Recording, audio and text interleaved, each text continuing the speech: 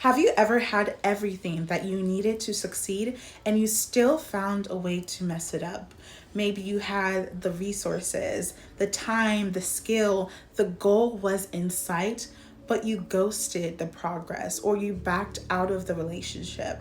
That is not just a lack of discipline, that's self-sabotage. Hi, my name is Precious and I have a Master of Science in Psychology. Today we're going to talk about why is self-sabotage. It's not weakness, it's wiring. So how you are wiring your brain through your day-to-day habit. Just because you self-sabotage does not mean that you're broken or that you're lazy. It just means that you're wired for survival. And at some point in time, self-sabotage was your brain's best way to keep you safe. So we're gonna start off by talking about what self-sabotage can look like.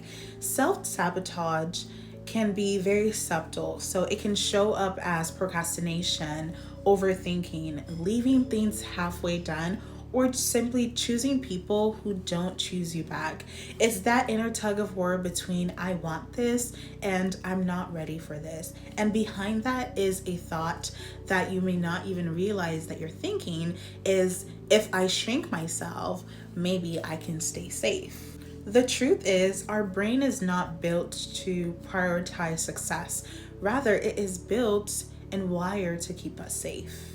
Okay, so we are going to talk about the brain wiring behind self-sabotage. We're going to get scientific for a second. So your brain is constantly scanning for danger, and danger doesn't always mean a physical threat. It can mean emotional risk. It can mean vulnerability or unfamiliarity.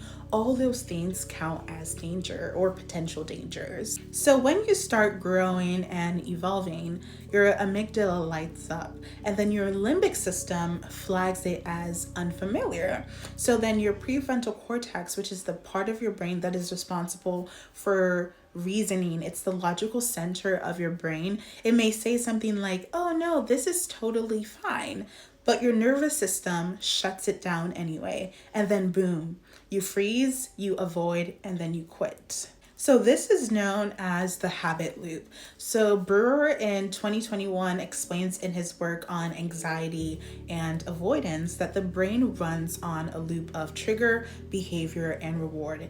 It's so important to note that procrastination can be seen as rewarding if it temporarily reduces stress. Over time, this becomes your default. This is called Hebbian learning.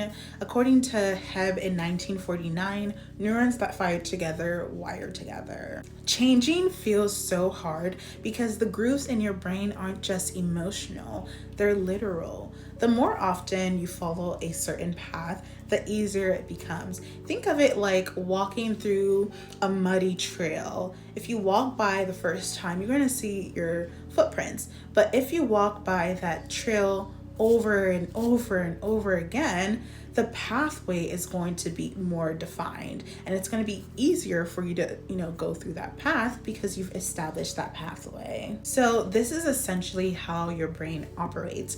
So if you keep responding to fear with avoidance, the easier that loop becomes.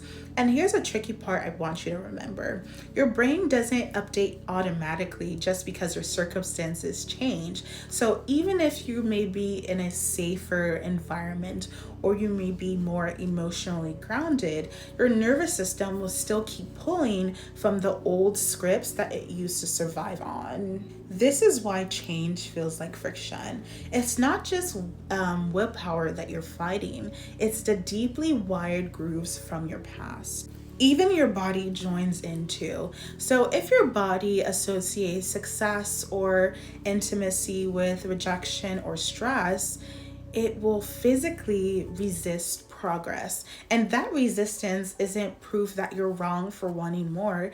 It just means that your old loops are still active. I want you to give yourself grace because this is not about being weak. This is about being patterned and then choosing to repattern. So we're going to talk about how to break the cycle. First thing I want you to do is spot the trigger. So name the trigger. Is it visibility? Is it success? Is it intimacy? And then For step number 2, I want you to interrupt that loop. So I want you to put a small conscious action between the trigger and your next action. So it could, when you see the trigger and you notice the trigger, it could be, you can take a breath, you can do a short journaling task, just a small conscious action. The third step is that you're going to rewire through repetition. So every time you choose to respond differently, you are creating new neural pathways. And next step, number 4, is I want you to make this new pathway safe. So reward yourself with something small whenever you see that you're choosing differently in a positive manner. So if you used to respond to fear with avoidance, and now you're choosing to respond to fear by showing up, reward yourself because you're choosing to do things differently and you're creating new neural pathways. The last step, number 5, is don't do it alone. Find a community of like-minded people who are struggling with the same things that you're struggling with. People that can encourage you and give you support, because it truly does make a difference. Remember, you don't self-sabotage because you're broken. You're self-sabotaging because your brain is naturally trying to protect you. So now that you're safe, choose differently. It's not about being perfect. It's about showing up every single step of the way. That is all for this video. Let me know if you have any thoughts, questions, comments, or concerns, and let me know if there's anything you'd like me to further expand on. I will be linking the 2 references I used in this video in the caption below. That is all for now. Bye.